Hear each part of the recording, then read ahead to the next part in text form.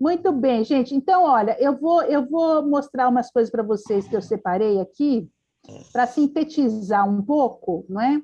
Esses nossos, voltar um pouco na Nathalie também, eu quero ler umas coisinhas dela aqui, né? Então, veja,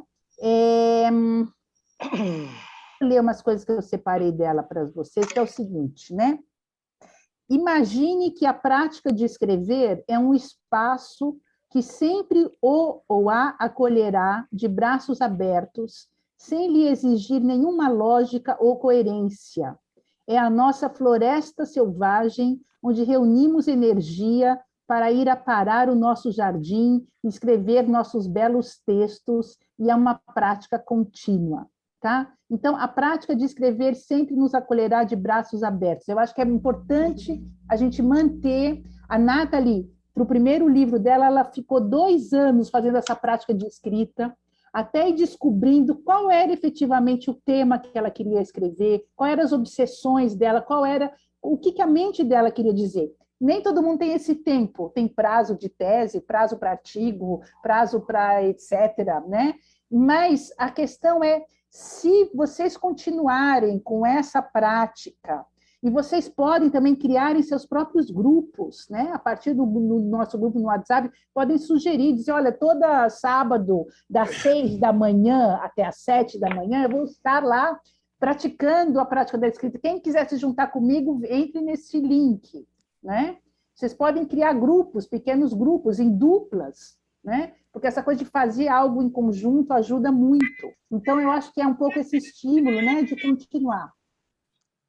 Aí, eu queria mostrar... Aí a Nathalie fala uma outra coisa que tem a ver com essa ideia do ouvir, que é escrever também é 90% ouvir, né? Ouvirmos o mundo ao nosso redor, né? E se você for capaz de capturar essa realidade, né? Não se trata apenas de escutar o interlocutor do outro lado da mesa, mas também o som do ar, da cadeira, da porta, absorver o passado, ouvir o futuro e o presente, ouça com as mãos, ouça com a nuca, né? Que é uma coisa interessantíssima, que é um vídeo, inclusive, que o Sérgio uma vez me mostrou, o Byron, do nosso grande compositor, Hermeto Pascoal, dizendo que a gente escuta com a nuca, por isso que a gente abaixa a cabeça assim para ouvir melhor, que a gente escuta com a nuca, né? Então, também escrever com a nuca, tá? A audição é receptividade, né? Então, é essa assimilação das coisas todas. Aí, eu queria mostrar para vocês, rapidinho aqui, eu ainda quero fazer um exercício hoje, esse símbolo aqui, que é, deixa eu pôr aqui no chat, ó, aqui, ó, esse símbolo, tá? Esse símbolo você tem de cada lado, está pequenininho demais aqui, mas assim, de cada lado é um portão. E no meio é o ouvido, tá? Então, olha o que essa moça que escreveu sobre esse símbolo numa tese, ela diz assim, em japonês, o ideograma do verbo ouvir é formado pela combinação de ouvido e portão. O ouvido emoldurado por 2 portas altas. Quem teria o privilégio de ser recebido, né, para entrar e ter os seus pleitos ouvidos pelo rei? Então, é um pouco essa ideia que a Nathalie diz assim, escrever, né, essa ideia de que... deixa eu achar aqui. A Nathalie diz assim, nunca ganhei o controle da minha mente. Como dominar um oceano? Mas comecei a formar uma verdadeira relação com ela. Através da escrita e da meditação, identifiquei aquele crítico constante, comentador, editor, chato, a voz que diz, não consigo fazer isto, estou aborrecido, odeio-me, não presto, não consigo ficar quieto, quem eu penso que eu sou? E eu vi que a maior parte da minha vida, diz a Nathalie, tinha sido passada a seguir aquela voz como se fosse Deus dizendo-me o verdadeiro significado da vida. Nathalie, não se pode escrever merda nenhuma, quando de fato era uma engenhoca mecânica que todas as mentes humanas contêm.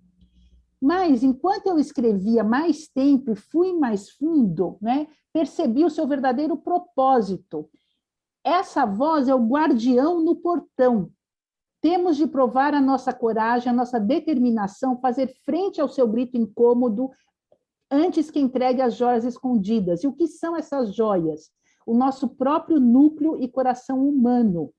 Já ouvi vezes sem conta, quanto mais me aproximo de expressar a minha essência, mais alto, mais zeloso aquela voz se torna e menos falante, né?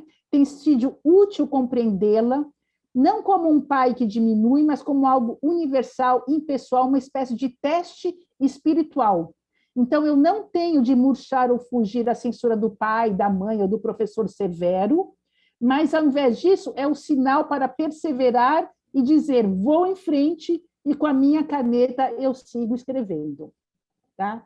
Então, eu acho que é um pouco essa ideia de que assim, a gente tem que abrir aquele portão e deixar a escuta e a escrita passarem, não é?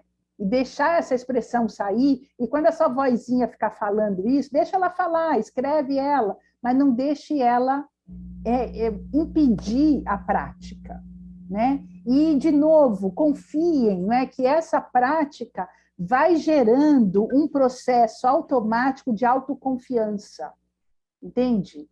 Vai gerando, é que nem aquela ideia que eu falei várias vezes do esportista, do nadador, do corredor. A pessoa pratica todo dia, vai melhorando, entende? A coisa vai saindo. E a gente vai criando uma intimidade com esse oceano que é a nossa mente. Isso é que é legal, tá? Então, eu acho que era um pouco esse estímulo que eu queria voltar para dar para vocês, né? Lembrando essa prática. A prática da escrita, você não precisa escrever e imediatamente gostar. É uma prática, né? A Nathalie fala, eu escrevi um caderno inteiro e só salvei uma frase depois. Em geral, ela diz, em geral, eu levo 2 semanas para reler, no mínimo. Não é que eu escrevo aqui e já estou lendo no dia seguinte. Eu vou escrevendo e depois eu vou lendo e vejo se salva alguma coisa para captar aquilo que tem energia. E a gente sabe quando a gente lê alguma coisa que tem energia, a gente sente de nós mesmos ou dos outros. Eu queria terminar mostrando para vocês, deixa eu ver se eu consigo mostrar. Estão vendo essa imagem? Esse aqui é um baralho de tarô do Osho, né? O Osho, que foi um pensador, e o tarô tem os tarôs tradicionais, mas tem o tarô de Osho, né? Eu comecei a jogar tarô para mim mesma, né? Para brincar com as imagens e para ler as imagens, né? Primeiro com o tarô tradicional, depois eu passei para esse. Hoje eu joguei o tarô e eu vou explicar para vocês. Eu jogo de um modo muito informal, tá? Não tem regra fixa, mas em geral eu jogo 4 cartas. E isso eu joguei para falar do nosso grupo, tá? Estava pensando antes da gente se encontrar que cartas que iam aparecer. A carta que apareceu primeira foi participação, tá? Que é justamente o que a gente tem feito aqui, né? Esse encontro participativo em que cada um entra com o seu dedinho aqui ou com a sua imagem e a gente forma uma mandala em conjunto, tá? Então esse é o nosso ponto de participação, de encontro.